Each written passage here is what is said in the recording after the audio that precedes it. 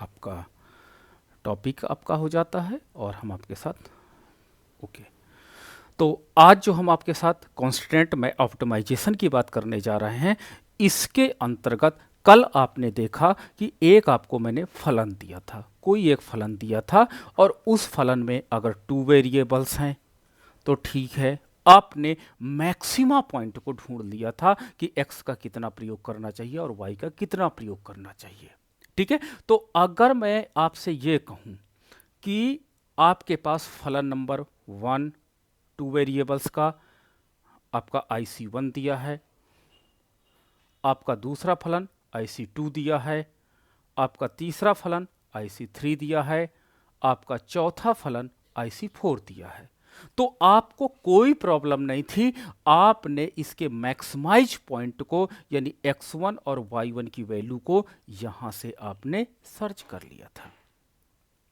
ये पॉइंट आपने सर्च कर लिया था कि we should stay in the IC4 curve. ठीक है, where we should use the commodity x OX1 and commodity y OY1। ठीक है, अब देखो यहां पर आपकी कोई बाधा नहीं थी, कोई रिस्ट्रिक्शंस नहीं थी, बाधा नहीं थी, रिस्ट्रिक्शंस नहीं थी, तो आपको कोई प्रॉब्लम नहीं हुई। अगर मैं आपको अनलिमिटेड मनी दे दूं, ठीक है, अनलिमिटेड मनी दे दूं और अब आपसे कह दूं कि प्रयागराज में जाइए, शॉपिंग करके आइए, प्रयागराज में जाइए, आपको मनी वाला कोई मैटर नहीं है, तो कोई भी शॉपिंग कर सकता। जब मनी अनलिमिटेड खर्च करना है तो चाहे जो सामान खरीदिए जो आपको पसंद हो। ठीक है, तो यहां पर वही कंडीशन थी कि जब आपके पास फंक्शंस गिवन होते हैं, तो जब फंक्शंस गिवन होते हैं तो वहां पर ऑप्टिमाइजेशन ढूंढना बहुत बड़ी बात नहीं होती है, जो कल के हमने फंक्शंस में देखा था। बट अगर आपके पास लिमिटेशंस मैं आपको दे दूं कि नहीं, आपको प्रयागराज की मार्केट में जाना है और आपको 5000 में, ठीक है, छोटे भाई बहनों के लिए 2 सेट कपड़े, ठीक है, घर के लिए कुछ बर्तन और दादी के लिए दवा लेकर के आना है, इसका कॉम्बिनेशन अगर आपको बनाना है और उसकी कंडीशन है कि you have only limited money, तो आपको 2 सेट अच्छे कपड़े लाने हैं, बर्तन भी ऐसे लाने हैं जो टिकाऊ हो, और दवा भी आपको ओरिजिनल ब्रांड की लाना है। तो यहां पर आपको कॉन्स्ट्रेंट दिया गया है, एक बाधा दी गई है कि आपको इन 3 वेरिएबल को ऑप्टिमाइजेशन करना है, लेकिन इस कंडीशन को फॉलो करते हुए। और इसमें अब आधे लोग प्रॉब्लम में आ जाएंगे कि कौन से ब्रांड के हम कपड़े सेलेक्ट करें ताकि हमारे छोटे भाई बहन खुश हो जाए, कपड़े टिकाऊ हों, ऐसा ना हो कि डुप्लीकेट हों, बर्तन कौन से हम परचेज करें जो चमकदार हों तथा टिकाऊ हों, ऐसा नहीं कि कल से फटने लगे, नहीं तो घर वाले हमको क्या बोलेंगे कि आपकी जो कंज्यूमर बिहेवियर है वो रेशनल नहीं है, वो वास्तव में ठीक नहीं है, आप अच्छे से परचेजिंग नहीं कर पाते हो।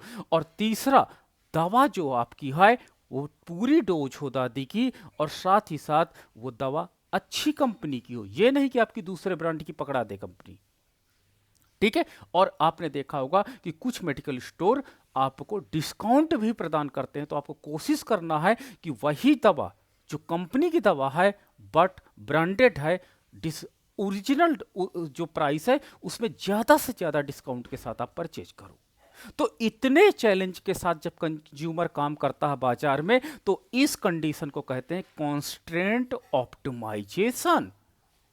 कॉन्स्टेंट ऑप्टिमाइजेशन का मतलब यह है कि आपको इस शर्त को कि आपको 5000 रुपए से ज्यादा खर्च नहीं करने हैं, और उसमें इन 3 वेरिएबल का ऐसा कॉम्बिनेशन बताइए कि बताइए कौन से ब्रांड का कौन सा कपड़ा खरीदें और बर्तन कौन सा खरीदें और साथ ही साथ दवाइयां कहां से खरीदें।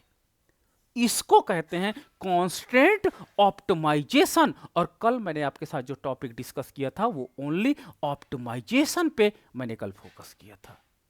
लेकिन जब कॉन्स्टेंट लग जाता है, क्योंकि एक कंज्यूमर के साथ हम दुनिया की हर चीजें खरीद सकते हैं बट हमारे पास बाधा ना हो तब, ठीक है, लेकिन अगर मेरे पास बाधा है तो हमको मैक्सिमाइज करना एक कठिन काम होता है, क्योंकि कभी कभी तो आपको कॉम्बिनेशन बनाना भी बड़ा मुश्किल पड़ जाता है। आप देखे होंगे, बाजार जाइए, सब्जी 4 लेनी है और आपके पास मात्र 50 का नोट है, तब आप कितना डिसीजन लेते हो, कितनी बार आप सोचते हो कि इसको लिया जाए या ना लिया जाए।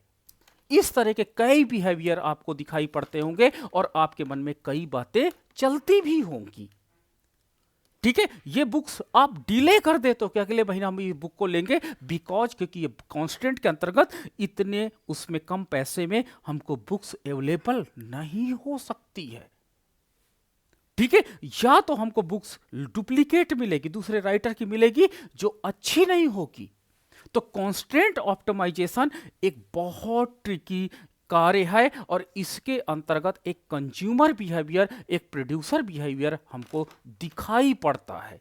ठीक है, कंज्यूमर का क्या होता है कि कंज्यूमर के पास अनलिमिटेड मनी नहीं होती है। यू नो मच बेटर कि कंज्यूमर है नॉट इनफाइनाइट मनी। तो उसको जो उसके पास जो लिमिटेड मनी होती है, उस लिमिटेड मनी में उसको ऑप्टिमाइजेशन के टारगेट को अचीव करना होता है। वहीं प्रोड्यूसर के पास भी एक चैलेंज होता है कि हमको अपने दिए गए रिसोर्स पर हमको इतने लेबर चाहिए। वहां पे कंस्ट्रेंट किसका होता है? देखो, एक प्रश्न बनता है, यहां पर हमारे पास मनी कांस्टेंट होता है, किसके लिए? कंज्यूमर के लिए मनी कांस्टेंट होता है, यानी जो हमारी बाधा है, जो हमारी लिमिट है, वो मनी होती है उपभोक्ता के लिए। जब हम घर खरीदने जाते हैं तो पैसे को देखते हैं, फिर वस्तु की मात्रा को देखते हैं। ठीक है, आपने देखा होगा। बट एक प्रोड्यूसर के साथ क्या होता है? उसके साथ जो उसके प्रोडक्ट होते हैं वो आपके बाधा होते हैं। प्रोडक्ट का मतलब, अगर उसको किसी वस्तु का उत्पादन के लिए 3 लेबर प्लस 2 कैपिटल नीडेड है, तो ये कॉन्स्टेंट है। वहां पर ये बाधा है कि आपको 3 लेबर और 2 पूंजी लेकर के आना है। वहां पर मनी जो आपकी होगी वो वेरिएबल्स होंगी। ठीक है, मनी फ्लैक्चुएट करेगी। नहीं, आपको इतना लेबर और इतनी पूंजी लेकर के आना, तभी ये काम हो सकता है, अन्यथा आपका जो नीडेड प्रोडक्ट है वो नहीं डेवलप होगा। तो वहां पर जो आपकी बाधा है, वो जो आपकी लिमिट है, वहां पर साधन होते हैं। और यहां पर हमारे पास कंज्यूमर के लिए बाधा क्या होती है? मनी बाधा होती है। तो दोनों के अलग अलग ऑप्टिमाइजेशन इक्वेशन डेवलप होंगे, ये पॉइंट आप याद रखना। ठीक है, दोनों को अलग अलग हमको क्या करना पड़ेगा? ये जो इक्वेशन डेवलप करनी पड़ेगी वो अलग अलग है, क्योंकि यहां पर मनी कांस्टेंट है और यहां पर आपके पास factors of the production constant है। मनी आपका चेंज हो सकता है, यहां पर कंज्यूमर के प्रोडक्ट या कंज्यूमर का हम कह सकते हैं गुड्स, ये चेंज हो सकते हैं। तो देखो दोनों में कितना डिफरेंट है। अब देखो कैसे होता है। यहां पर जब आप ऑप्टिमाइजेशन की बात करते हो, तो ऑप्टिमाइजेशन की बात आप कैसे करते हो? आप ऑप्टिमाइजेशन की बात जब करते हो तो आपके पास ये क्या होता है? आपका मनी है, ये लाइन आपकी मनी है। आपने कंज्यूमर बिहेवियर माइक्रो इकोनॉमिक्स के अंतर्गत पढ़ा है कि अगर आपके पास 100 रुपी है, सपोज दैट यू हैव 100 रुपी, और बाजार में 1 रुपए का 1 एक्स मिलता है, तो सारे पैसे अगर मैं एक्स पे खर्च कर दूं तो कुछ इतने एक्स खरीद पाऊंगा। ठीक है, कुछ मैं कितने एक्स खरीद पाऊंगा? मैं कुछ ऐसा एक्स खरीद पाऊंगा। ठीक है, लेकिन तो आपके पास कितना हो गया? 100 एक्स खरीद पाऊंगा। लेकिन अगर सारे पैसों को मैं 2 रुपए का 1 वाई है बाजार में और इसको खर्च करता हूं वाई में, तो मैं 50 वाई ही परचेज कर सकूंगा। Only 50 Y we can purchase. तो इस कंडीशन में ये जो आपके पास एक ट्रायंगल बनता है, ये ट्रायंगल आपकी लिमिट है। This is the limit of every family, every person. किसी पर्सन की लिमिट ओरिजिन के पास होती है, भैया पैसे नहीं मेरे पास, और किसी की बहुत ऊपर होती है। लेकिन इस दुनिया में कोई ऐसा व्यक्ति नहीं है जिसका ट्रायंगल ना हो। मतलब हर व्यक्ति इस दुनिया में कहीं ना कहीं लिमिट से बंधा हुआ है, चाहे वो विश्व का जितना बड़ा पूंजीपति व्यक्ति हो। तो ये आपकी लिमिट है और इस लिमिट में आपको मैक्सिमाइजेशन करना है। ये हमारे पास क्या होता है, कॉन्स्टेंट ऑप्टिमाइजेशन का प्रश्न बन जाता है। अब आपके पास एक आपका फंक्शन है, यूटिलिटी फंक्शन है, दैट इज u1, आपका दूसरा यूटिलिटी फंक्शन है दैट इज u2, अगर आपका तीसरा यूटिलिटी फंक्शन है दैट इज u3, आपका चौथा यूटिलिटी फंक्शन है दैट इज u4, आपका पांचवा यूटिलिटी फंक्शन है दैट इज u5। अगर आपकी लिमिट नहीं होती तो कल वाला क्वेश्चन सॉल्व करते हो, आप u5 के किसी एक पॉइंट पर आप निकाल देते हो कि आपको x कमोडिटी इतना कंज्यूम करना है एंड y कमोडिटी इतना कंज्यूम करना है if limit is not given. तो अगर लिमिट नहीं होती, कांस्टेंट नहीं होता, तो कल का प्रश्न आपको आसानी से आ जाता। लेकिन आज मुझे जो कांस्टेंट निकालना है, जो कांस्टेंट मुझे डेवलप करना है, वो मुझे इस लाइन के ऊपर मैक्सिमाइज पॉइंट मैं नहीं ढूंढ सकता, ये मुझे लाइन बता रही है। तो आप कहोगे सर इस कंडीशन में मेरा ऑप्टिमाइजेशन कहीं यहां पर होगा जहां पर यूटिलिटी कर्व u3 क्या करती है, tangent to the budget line के, और मैं x यहां पर इतना खरीदूंगा और y आपका इतना खरीदूंगा। तो ये ऑप्टिमाइजेशन पॉइंट है। ठीक है, अगर लिमिट ना होती तो ऑप्टिमाइजेशन पॉइंट यहां पर कहीं होता। तो इसी को कहते हैं कंज्यूमर बिहेवियर या कंज्यूमर ऑप्टिमाइजेशन, और इसी को निकालने के लिए मैं आपको लैग्रेंज मल्टीप्लायर का आज फंक्शन सिखाऊंगा। क्या सिखाऊंगा? Lagrange multiplier. ठीक है, तो लैग्रेंज मल्टीप्लायर जो था, लैग्रेंज नाम का एक स्टैटिशियन था, मैथमेटिशियन था, उसने कहा कि ये तो आपने बड़ी कंडीशन खराब कर दी कि आपने लिमिटेशंस में मैक्सिमाइजेशन कर रहे हो। तो उसने, क्योंकि अब देखिए, आप जानते हो कि एक बजट लाइन का इक्वेशन होगा, एक आपका यूटिलिटी का इक्वेशन होगा, इन दोनों को कंबाइनिंग कर रहे हैं, कंबाइन कर रहे हैं दोनों को।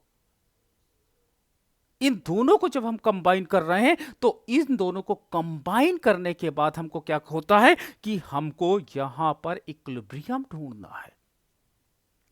इन दोनों को कंबाइन करने के बाद हमको ऑप्टिमाइजेशन ढूंढना है। तो इन दोनों लाइनों को, बजट को यूटिलिटी के साथ अलाइन करने के, एसोसिएट करने के लिए लैग्रेंज आए, और लैग्रेंज ने अपने मल्टीप्लायर के आधार पर इस पॉइंट का मैक्सिमाइजेशन ढूंढा। और इसीलिए कंज्यूमर इक्विलिब्रियम, प्रोड्यूसर इक्विलिब्रियम के अंतर्गत लैग्रेंज मल्टीप्लायर बहुत ज्यादा पॉपुलर हो गया।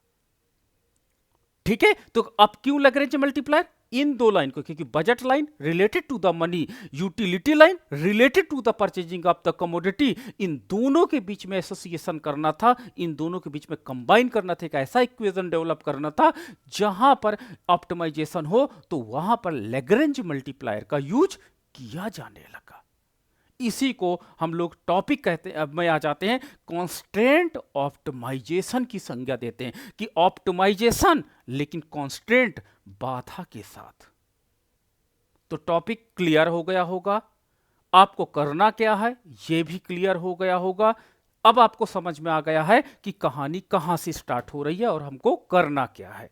तो चलिए आ जाइए, इसको अप्लाइड में चलते हैं। एक कंज्यूमर है, एक कंज्यूमर का यूटिलिटी फंक्शन गिवन है u equal to 4xy minus Y square. This is the utility function of a consumer is given. यानी यूटिलिटी फंक्शन का मतलब ये जो आपका u1 है, u2 है, ये इतने फंक्शंस हैं। तो इसमें एक यूटिलिटी फंक्शन गिवन है और कहा गया कि जो बाजार में 6 रुपए का आपका छह रुपए कंज्यूमर के पास हैं और 2 रुपए पर यूनिट एक्स है तथा 1 रुपए पर यूनिट वाई है। एक कंज्यूमर के पास ओनली 6 रुपए हैं। कंज्यूमर कितना है? कंज्यूमर हैव ओनली 6 रुपीज, 6 रुपए हैं। बाजार में एक एक्स का दाम जो है वो आपका 2 रुपए पर यूनिट है एंड वाई का जो दाम है वो 1 रुपए पर यूनिट है। ठीक है, तो ये आपके पास इक्वेशन बन जाती है 2x प्लस वाई, ये वाई आपका होगा y equal to 6, this is called budget line. शायद आपने पढ़ा, फर्स्ट ईयर में पढ़ा होगा, ये आपकी बजट लाइन है और इसी को हम लोग लिमिट, बाधा या कॉन्स्ट्रेंट कहते हैं। तो जब आपके पास बाधा गिवन है कि इस जो ये इसको जब आप डिस्प्ले करोगे ना, तो डिस्प्ले करने के बाद आपको एक ट्रायंगल बनेगा, ये ट्रायंगल बन गया। और इस ट्रायंगल को, ये जो आपका ट्रायंगल डेवलप हो गया, ये ट्रायंगल, ये आपका जो इक्वेशन दिया है ये है, जिसमें ये लाइन बजट लाइन है, यानी 6 को दिखाती है। आप 2 x खरीद सकते हो, एक y खरीद सकते हो, जो इस लिमिट में आपको गिवन है। तो ये हमारे पास आपका ऑप्टिमाइजेशन करना है। अब हमको क्या करना है कि मेरे पास यूटिलिटी फंक्शन गिवन है, तो एक आपके इकोनॉमिस्ट आए, इन्होंने कहा कि हम लैग्रेंज मल्टीप्लायर के बिना क्या इसमें ऑप्टिमाइजेशन बता सकते हैं कि एक कंज्यूमर कितना x का प्रयोग करेगा, एक कंज्यूमर y का कितना प्रयोग करेगा। तो एक इकोनॉमिस्ट आए, उन्होंने कहा कि एक काम करते हैं, ऊपर वाला जो फलन है उस फलन में या तो मैं इस फलन को, नीचे वाले फलन को x के रूप में कन्वर्ट कर लो, या तो इस फलन को y के रूप में कन्वर्ट कर दो, इसकी वैल्यू यहां पे पुट कर दो, इक्वेशन को मैक्सिमा मिनिमा निकाल लो, आपको प्रॉब्लम सॉल्व हो जाएगी, आपको लैग्रेंज मल्टीप्लायर की जरूरत नहीं पड़ेगी। ठीक है, चलो करते हैं। उन्होंने कहा कि इस बजट लाइन को कन्वर्ट कर दो, चाहे x के रूप में चाहे y के रूप में। तो चलो मैं इसको कन्वर्ट करता हूं y के रूप में। तो y के रूप में करता, तो y यहां पे छोड़ता हूं, बाकी सब उठाकर इधर ले जाता हूं, तो y equal to 6 minus 2x हो जाता है। तो ये मेरा आपका हो जाए। अब इस वैल्यू को उठा के यूटिलिटी फंक्शन में पुट कर देते हैं।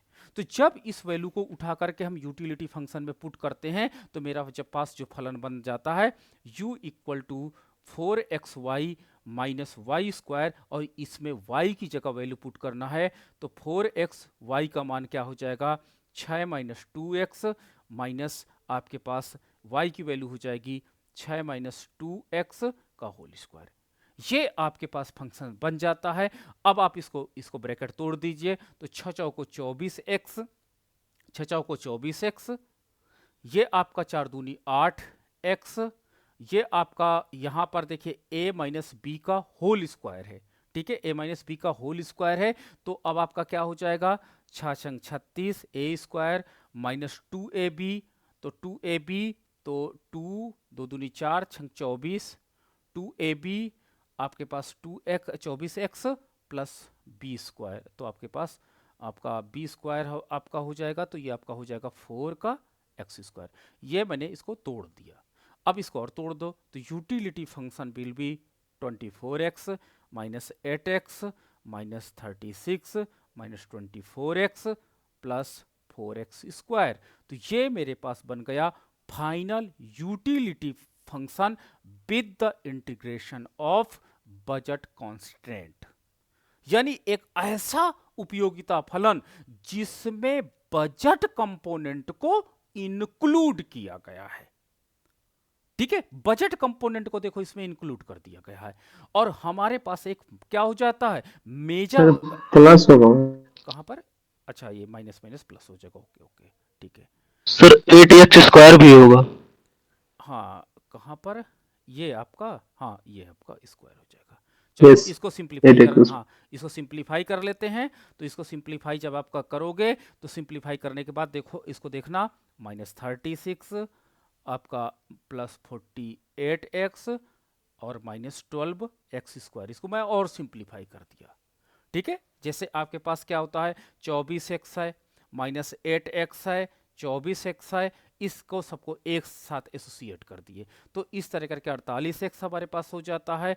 तो ये आपके पास जो फलन बन जाते हैं ना, देखो ये जो आपके पास फलन डेवलप हो गया, ये आपके पास मेजर फलन हो जाता है आफ्टर इंटीग्रेशन विथ बजट।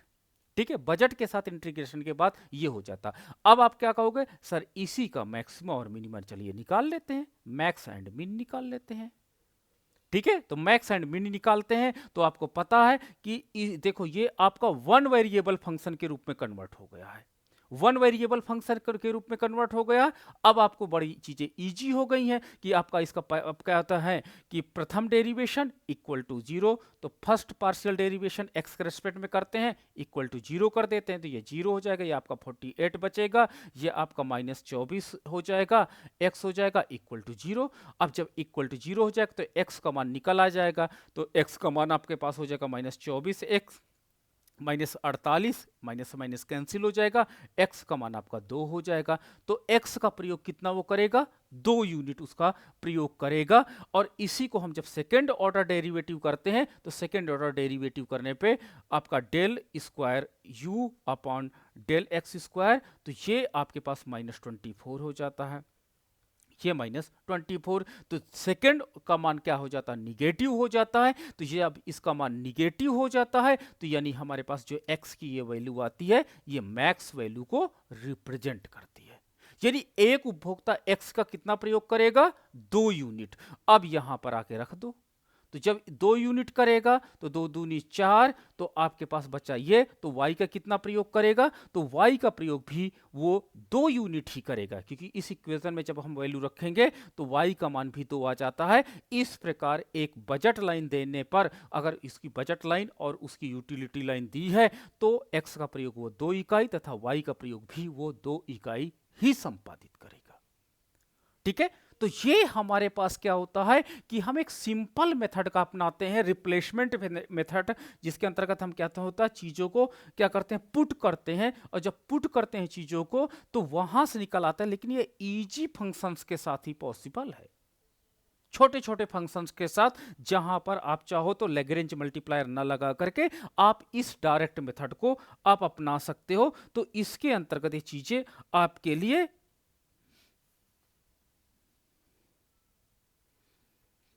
क्या होता, चीजें इजी हो जाएंगी।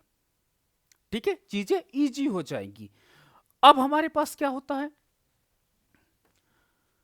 कोई फंक्शन ऐसे होते हैं जो बड़े फंक्शन होते हैं, या कोई फंक्शन ऐसे होते हैं जहां पर हमारे पास क्या होता है, कॉम्प्लिकेशंस होते हैं।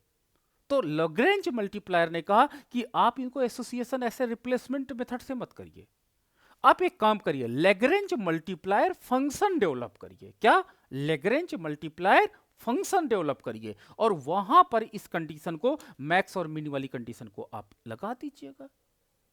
मैक्स और मिन की कंडीशन को आप जब लगा देंगे तो चीजें आराम से एसोसिएट हो जाएंगी।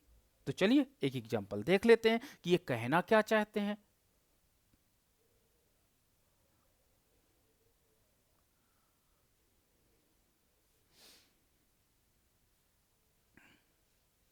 u equal to 4xy minus Y square, ये आपका एक यूटिलिटी फंक्शन गिवन है। अब हमारे पास क्या होता है कि बजट लाइन दी गई थी। क्या बजट लाइन दी गई थी, 2x plus Y equal to 6। पिछले वाले क्वेश्चन को देखिएगा आप, लैग्रेंज मल्टीप्लायर से हम कैसे चीजों को निकाल रहे हैं। तो ये आपका यूटिलिटी फंक्शन है, यूटिलिटी फंक्शन है, और ये आपके पास क्या है, बजट लाइन है। ठीक है, अब आपको क्या करना है, इसमें जो कांस्टेंट आपका है, इस कांस्टेंट को भी आप उठा करके ला करके इक्वल टू 0 के रूप में कन्वर्ट कर लीजिए। तो क्या करेंगे, 2x plus Y minus 6 equal to 0। ठीक है, ये हमने कर दिया। अब हमारे पास लैग्रेंज मल्टीप्लायर कैसे डेवलप किया जाता है, तो लैग्रेंज की स्पेलिंग देख लीजिएगा, LAGRANGE, लैग्रेंज मल्टीप्लायर कहते हैं, मल्टीप्लायर। तो लैग्रेंज मल्टीप्लायर ने इसको एसोसिएट करने का कहा कि सबसे पहले z इक्वल टू आप यूटिलिटी फंक्शन को लिख लेना।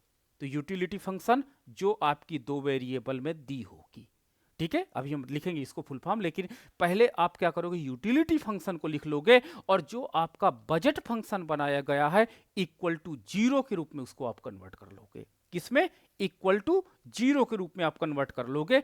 तो अब आप क्या करोगे, प्लस लैग्रेंज मल्टीप्लायर, इसको लैम्डा के रूप में आप रखोगे, ये लैग्रेंज मल्टीप्लायर को है, और आप बजट लाइन को एज इट इज लिख दोगे 2x प्लस वाई माइनस 6। ये आपका जो फलन बनेगा ये लैग्रेंज मल्टीप्लायर फंक्शन के नाम से जाना जाता है, जिसको लैग्रेंज ने डेवलप किया था। और उन्होंने बताया था कि अगर आपका बजट गिवन है और मार्केट में उस कमोडिटी के रेट गिवन है, यानी बजट फंक्शन इज गिवन, तो आप इस तरह करके एसोसिएट करके रख दीजिए और इस फलन से आपको पता चल जाएगा कि x की मात्रा आपको कितनी खरीदनी है तथा y की मात्रा को आपको कितना परचेज करना है, वो यहां से आप बहुत आसानी से कैलकुलेट कर सकते हो। ठीक है, चलो रखते हैं इसमें। तो हम लोगों ने क्या किए, रखा z equal to 4xy minus Y square, पहली चीज को हमने रख लिया। पहला देखिए लैग्रेंज मल्टीप्लायर में, ठीक है, प्लस लैम्डा, लैम्डा और आपका बजट लाइन गिवन है 2x प्लस वाई माइनस 6। अब हम लोग क्या करते हैं, ब्रैकेट को तोड़ लेते हैं।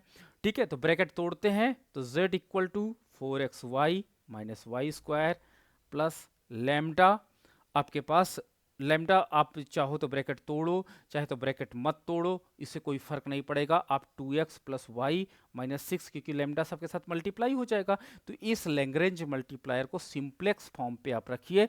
अब इसमें 3 कंडीशन लगाना है। कितने वेरिएबल हो गए, पहला वेरिएबल x, दूसरा वेरिएबल y और तीसरा वेरिएबल लैम्डा। 3 वेरिएबल का यह फंक्शन माना जाएगा। तो अब आपको क्या करना है, पार्शियल डेरिवेशन 3 के रेस्पेक्ट में करना होगा। कैसा, पहला आपको करना होगा x के रेस्पेक्ट में, तो इस फलन का x के रेस्पेक्ट में पार्शियल डेरिवेशन करिए। तो जब पार्शियल डेरिवेशन x के रेस्पेक्ट में करेंगे तो क्या आएगा, यहां से क्या बचेगा, 4y बचेगा। ठीक है, 4y बचेगा, y की वैल्यू 0 हो जाएगी। यहां पर लैम्डा की वैल्यू आपके पास क्या हो जाएगी, ये आपका लैम्डा यहां बचेगा और अंदर y है, अंदर x है तो केवल 2 बचेगा, केवल 2 बचेगा, x1 हो जाएगा तो 2 लैम्डा बचेगा। तो हम यहां पे क्या लिख देंगे, प्लस 2 लैम्डा इक्वल टू 0। तो ये पहला पार्शियल डेरिवेशन हो गया। दूसरा y के रिस्पेक्ट में कर दीजिए पार्शियल डेरिवेशन। तो y के रिस्पेक्ट में करेंगे तो यहां पर क्या बचेगा, 4x माइनस 2y, देखिए यहां पर 2y हो गया, इस जगह पर 2y हो गया। अब यहां पर जब करेंगे तो केवल लैम्डा बचेगा, क्योंकि 1 हो जाएगा, बाकी 0 हो जाएंगे, 1 का लैम्डा से मल्टीप्लाई, तो आपका पास क्या बचेगा, ओनली लैम्डा बचेगा, इक्वल टू 0, इक्वेशन नंबर 2। और जब हम इसको लैम्डा के रेस्पेक्ट में पार्शियल डेरिवेशन करेंगे, तो लैम्डा के रेस्पेक्ट में करेंगे तो ये तो पूरा कंपोनेंट 0, यहाँ लैम्डा की वैल्यू 1 हो जाएगी, तो ये पूरा फलन एज उठ करके आ जाता है। तो क्या आ जाएगा, 2x plus Y minus 6 equal to 0, ये आपका फलन नंबर 3 हो जाता है। अब ये देखिए 3 आपके समीकरण बन गए युगपत समीकरण। आप कहोगे क्या, युगपत समीकरण। इन 3 समीकरण को अगर आप सॉल्व करोगे तो आपको देखिए, इसमें से 2 का मल्टीप्लाई इसमें करिए तो लैम्डा से लैम्डा कट जाएगा, फिर आपका इक्वेशन बन जाएगा y के रूप में, फिर y का वैल्यू पुट कर दीजिएगा तो आपको एक्स वाई तक की वैल्यू मिल जाएगी, साथ ही साथ लैम्डा की वैल्यू भी मिल जाएगी।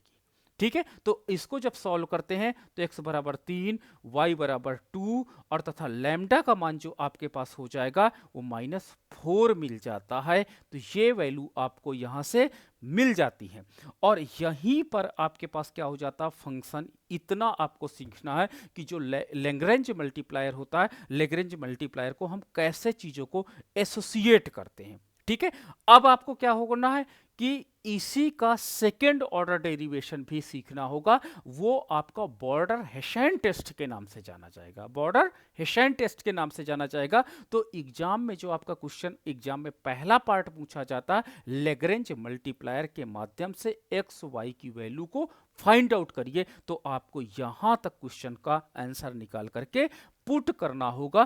तो जब आप यहां तक वैल्यू पुट लगा करके पुट कर दोगे तो आपको क्या हो जाएगी, वैल्यूज निकल के आ जाएंगी, लेकिन x तथा y की वैल्यू तो निकल के आ जाएंगी, लेकिन इसमें एक इनकम्प्लीटेशन था। इनकम्प्लीटेशन ये था कि इसमें सेकेंड ऑर्डर डेरिवेशन की जगह नहीं दी गई।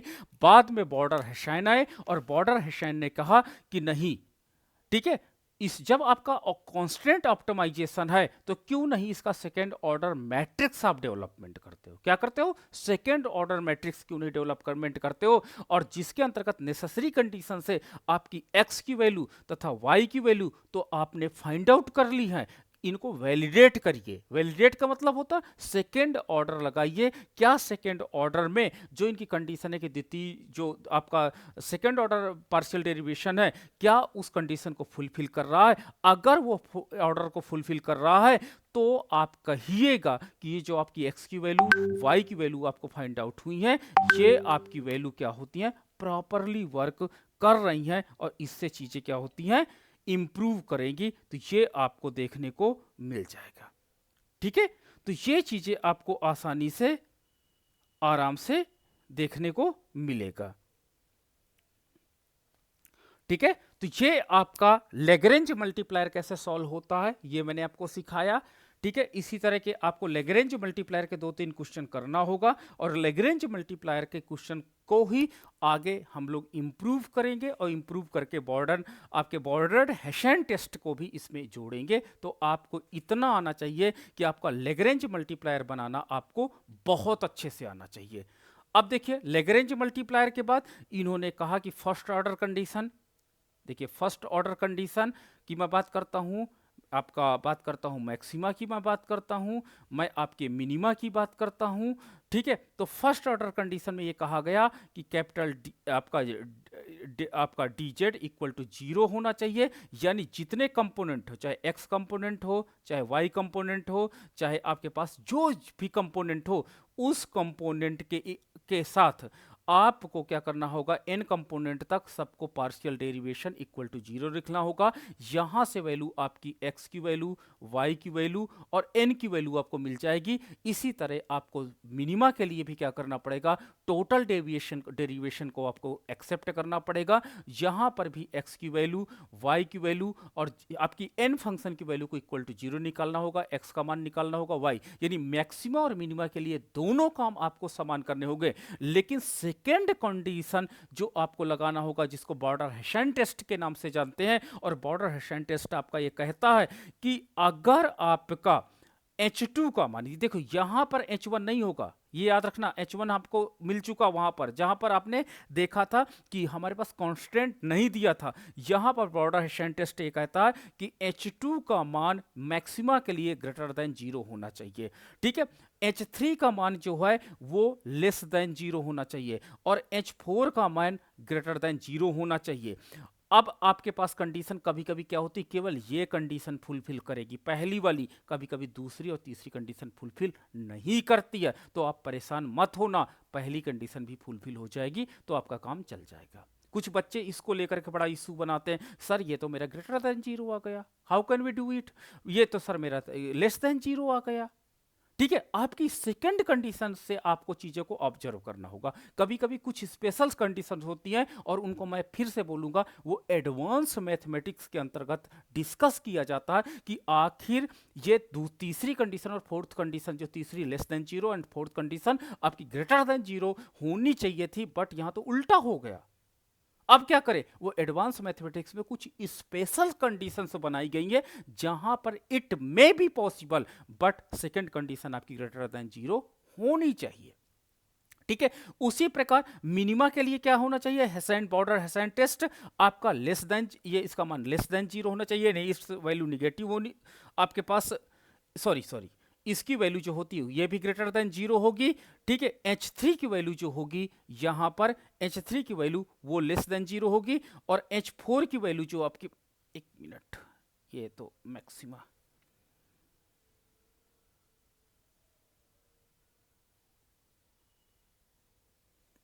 एक ये गड़बड़ है यहां पे, ये गड़बड़ है, सॉरी, बुक्स में भी गलत प्रिंट है, ये ऐसा होगा।